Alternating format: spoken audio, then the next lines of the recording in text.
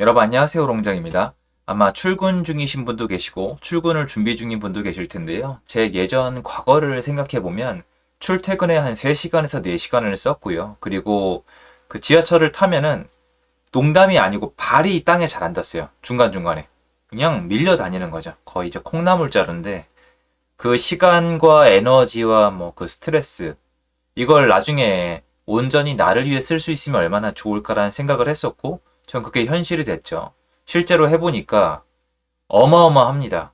일부 이런 분이 계세요. 출퇴근 시간에 뭐 책 보고 읽으면 된다. 아니요, 그거 달라요. 질이 중요한 건데 전 그건 아닌 것 같은데요. 그때부터 제가 꿈꾸던 게 건물주란 단어였어요. 나중에 제가 실제로 이루고 더 나가서 해보고 지어도 보니까 제가 옛날에 가졌던 건물주의 꿈이 얼마나 추상적이고 형편없었는지 깨우치게 된 부분들이 있습니다. 한 두세 가지 되는데요. 오늘 그걸 좀 정리를 하고자 합니다. 여러분이 만약에 건물주의 꿈을 조금이라도 가지고 계신다면 오늘 영상이 굉장히 도움이 되실 겁니다.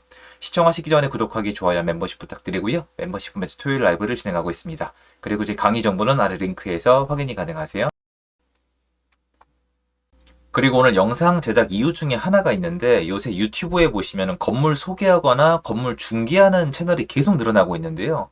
제가 아는 물건이 나왔어요. 근데 그 물건 지금 텅텅 비어 있는데 놀랍게도 나름 이름 있는 분이 나와서 막 엄청 좋게 소개를 하는 거예요. 그것도 연락 가서 팔라고 할 수도 있고 매도하려고 할 수도 있잖아요.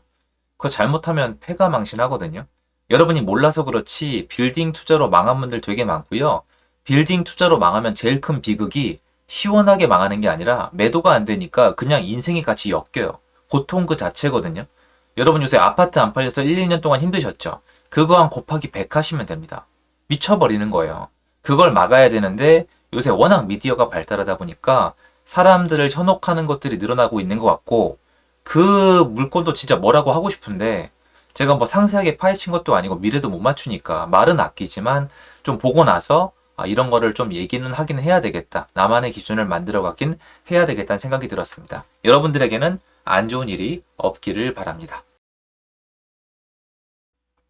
기사 한 3가지 보는데요. 건물주의 삶도 쉽지 않네. 상가 수익률 0%대로 급감. 또 연예인분들 이름 많이 빌리죠. 이래서 공효진도 빌딩 내놨나. 0%대 쥐꼬리 상가 수익. 차라리 예금 넣겠다. 누가 샀다 누가 팔았다는 의미가 없죠. 역사를 놓고 보세요. 한 20년 30년 돈 가지신 분들이랑 연예인들이 건물을 계속 안 샀나요? 의미가 없죠. 그리고 이제 서장훈 씨 얘기도 있는데 그건 나중에 말씀을 드리고요. 일단은 제가 아까 영상 초반에 말씀드린 것처럼 여러분에게 가장 득이 되는 정보 하나 먼저 말씀을 드릴게요. A란 건물이 있고 B란 건물이 있어요. 천천히 들으시면 돼요. A란 건물은 여러분이 대출을 내고 월세를 받아봤자 수익률이 1%예요. B란 건물은 여러분이 대출을 내고 월세를 받으면 수익률이 10%예요. 자, 당연히 B로 끌리겠죠. 이게 옛날에 저예요. 그런데 수익이 안 났어요. 어떻게 보면 마이너스가 났습니다. 왜 이럴까? 절대 규칙은 아니지만 내용을 알려드릴 테니까 한번 봐보세요. 제가 나중에 시행착오를 겪고 수익을 내보니까 눈앞에 당장의 1%, 10%가 중요한 게 아니에요. 잘 안 되거든요, 이게. 근데 진짜 맞아요. 좀 중요한 건 뭐냐? 너 앞으로의 변화 얘기할 거지. 그게 아니에요. 앞으로의 변화는 맞추기가 어려운데 이 부동산 분야가 특성이 있어요. 연속성, 역사, 지속성이 있단 말이에요. 강남 땅 좋죠? 앞으로도 좋을까요? 그렇죠. 성수동 땅 좋아졌죠? 앞으로도 좋을까요? 맞습니다. 이런 식이에요. 쉽게 얘기해서 나한테 그 물건이나 그 땅을 판 사람의 수익률의 변화를 알아야 돼요. 자, 전 주인이 수익률이 0%였다 1%가 됐다. 이 땅이 낫다는 거예요. 그런데 10%짜리 물건은 옛날 주인은 12%인데 10%로 내려왔다? 이러면 안 좋아요. 어떤 내용인지 이해가 되시죠? 무슨 말이냐면 앞으로 이 땅의 이용 가치가 올라가야 돼요. 건물을 새로 짓든 뭐든 상관없어요. 그거는 가진 사람의 자금력의 문제이고 여기 나중에 통으로 사무실을 주든 뭘 주든 간에 수익률이 더 올라갈 수 있기만 하면 돼요. 그리고 무엇보다 사람들이 수익률이 올라갈 수 있다는 기대를 가지고 있는 지역이면 제일 좋아요. 그러니까 여기서 빠진 부분이 뭐냐면은 수익률이 지금 사면 0%대라는 거예요. 이해되시죠? 옛날 주인은 몇 %대일까요? 옛날 지금의 반값에 샀다. 옛날에 반의 반값에 샀다. 지금은 300억인데 이 사람은 30억에 샀다. 그러면 다르죠. 옛날 건물주는 수익률이 몇 %였나? 이걸 따질 수가 있거든요. 그게 꾸준히 수익률이 올라온 거 있죠. 얘가 좋아요. 그 사람 입장에서요. 나 말고. 나는 새로 계산해야 돼요. 그 사람이 처음 가졌을 때부터 나중에 수익률의 변화를 꼼꼼히 따져보시면 동네가 통일이 돼요. 결론적으로 이 땅의 가치가 올라가게 되면은 나중에 월세도 올라가거든요. 지금 이렇게 나와 있지만 강남에 통 건물로 사무실 임대주시면요. 월세 2배 넘게 뛰었어요. 제가 이제 강의 시간에 많이 말씀드린 부분이잖아요. 이렇게 따지면 안 돼요. 지금 건물주가 돼봤자 상가 수익률이 0%대로 급감됐으니까 사면 안 된다. 이게 아니라 옛날 주인들의 입장에서 어떻게든 따져보시면 좋은데 옛날 주인들 입장에서는요. 강남은 올라갔어요. 성수동도 올라갔어요. 그리고 이런 기사가 떴으면 전 이렇게 보는 편이에요. 서장훈 씨, 28억에 산 빌딩 450억 됐다. 전 이렇게 배웁니다. 서장훈 씨가 빌딩을 산 게 제 기억에 2000년이에요. 98년 IMF 터지고 2년 있다 사거든요. 그때 수익률이 나왔을까요? 생각을 해보세요. 그때 금리가 몇 프로인데요. 대출 끌었으면 막 10%, 20% 나올 텐데 수익률 안 나오죠. 건물 시장이 무너지면 금매가 나온단 말이에요. 그러면 저라면 이렇게 0%대로 급감이 되잖아요. 그럼 어떻게 되냐면 시장에 이거 못 버틴다는 뜻이거든요. 대출이자를 못 낸다는 뜻이에요. 이게 마이너스로 가면 그렇게 무너져 나오는 물건 중에 금매가 있을 수도 있다는 뜻이에요. 실제로 그렇습니다. 그리고 참고로 그 금매가 다 나갔어요. 강남은 다 나갔어요. 없어요. 쉽게 얘기해서 여러분이 나중에 건물을 고르더라도 수익률이 되게 높은 물건을 고르지 못하게 되어 있습니다. 앞으로 좋아질 거라고 기대가 되는 곳, 모두가 기대할 수 있는 지역이 나중에 매도도 잘 돼요. 그래서 오늘 영상을 통해서 여러분이 나중에 보게 된다면은 전 2가지를 봤으면 좋겠어요. 건물 외관이나 생김새나 이런 거 말고 2가지. 지역은 여러분이 기본으로 보실 거 아니에요. 강남에 사는 게 제일 좋아요. 야, 저 친구 부동산 잘 모른다. 나는 딴 데에서 전 몰라요. 제가 정말 많이 봤는데 건물은 강남이에요. 알아요. 어설프게 들리는 분 계실 거예요. 왜냐면 전문적으로 상가 중개를 하시거나 디벨로핑 하시는 분들은 다른 지역에도 수익률이 되게 높은 걸 아시거든요. 성동구 같은 지역들도 있고. 그런데 일단 공부가 일정 이상 되어 있지 않거나 아니면 자금이 정말 넘쳐나는 게 아니면은 저는 강남 건물이 제일 좋다고 생각을 합니다.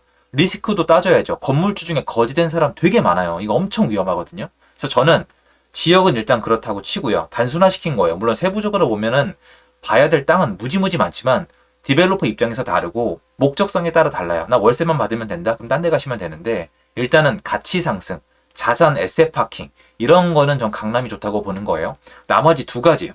첫 번째는 아까 말씀드린 거예요. 이전 나한테 매도인의 수익률의 변화 아니면 그전 매도인 그 사람이 넣었던 금액 대비 수익률이 올라갔나 줄어들었나. 근데 만약에 올라간다는 건 이 지역에 기대감이 생길 수 있는 요인 중에 하나예요. 근데 지방은 여러분이 살 때부터 막 수익률이 7% 높으면 12%짜리가 있거든요. 걔네는 수익률이 내려온 거예요. 걔네 옛날에 따지면 20%였어요. 막 25% 수익률짜리가 12%에 내려와서 나왔다? 그럼 12% 너무 높잖아요. 그걸로 매기는 거예요. 이거 조심하셔야 되고 차라리 전 주인의 수익률이 작았지만 차츰차츰 계속 오르고 있는 지역이 좋습니다. 2번째, 이거를 정말 많이 놓치시는데요. 지방 건물 시장이나 아까 말씀드렸던 서울의 주요 입지가 않은 건물들은요. 거래 사례가 잘 없어요. 있다고 해도 강남이랑 비교해보세요. 거래가 많은 곳에 건물을 사셔야 돼요. 그리고 이 거래가 일정 시점에 몰려있으면 안 돼요. 꾸준히 많아야 돼요. 이게 되게 중요합니다. 최소한 지난 10년은 보셔야 돼요. 경기 좋을 때 나쁠 때. 왜 그러냐면 어떤 이벤트나 호재 때문에 이제 이 거래가 몰릴 때가 있어요. 지난 몇 년 동안에. 그거는 안 통할 수가 있기 때문에 지난 10년 통계를 봤을 때 거래 건수가 많았던 지역을 찾으시면 되는데 이 모든 게 해당되는 게 강남이에요. 강남도 건물 보러 가시면 되게 넓어요. 밑으로 가냐, 위로 가냐, 오른쪽으로 가냐, 왼쪽으로 가냐 이거에 따라서 엄청 다릅니다. 그리고 당연히 이 토지의 용도에 따라서 달라지고 그리고 이 상태 있잖아요. 근린이냐 아니면 주택이냐. 주택이면 오히려 안 좋죠. 지금은 아직은. 이런 걸 복합적으로 따져야 되지만 여러분들이 건물주의 꿈을 이루기 위해서는 기본적으로 뭔가 공부 스타트를 해야 되는데 이런 거에 노출되면서 겁을 먹으시면 안 돼요. 이게 항상 안 좋은 게 먼저 들리거든요. 이거 사도 수익 날 사람 나요. 지금 상가 수익률 0%대인데 강남에 건물 샀는데 마이너스가 난다? 전 그렇게만 보지 않아요. 그렇게만 보진 않습니다. 기회를 찾아야 되는 거잖아요. 이게 뭔가 이상하지 않으세요? 내가 이 물건을 사는데 건물을 사는데 지금 예금 금리가 5%인데 건물 수익률이 12%다. 너무 높죠? 그럼 왜 팔아요? 팔 이유가 없잖아요, 사실은. 그거 가지고 대출 받아도 되는데 파는 이유가 있단 말이에요. 뭔가 기대감이 없거나 이 사람도 깨우친 거예요. 내가 이거 월세 받아봤자 강남에 건물 갖고 있는 친구 매매 차익에 비하면 세 발의 피다. 그 매매 차익이 수십억인데 나 월세 받아봤자 1년에 1억이다. 이런 식으로 가는 게 진짜 많거든요. 여러분들이 이건 놓치지 마시고 오늘 말씀드린 거 총 3가지죠. 첫 번째, 가능하면 일단 강남. 안 되면 다른 공부 더 하면 되고요. 두 번째는 전 주인의 수익률 변화.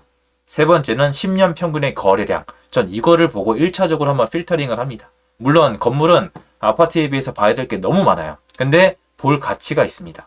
결국 여러분 나중에 꿈꾸는 것 중에 하나가 건물주잖아요. 그래서 오늘은 최근에 이제 좀 이런저런 건물에 대한 얘기가 많이 들어간 부분도 있지만 여전히 건물주를 꿈꾸는 분들을 위해서 한번 내용을 정리해 봤습니다. 도움됐으면 좋겠습니다. 감사합니다.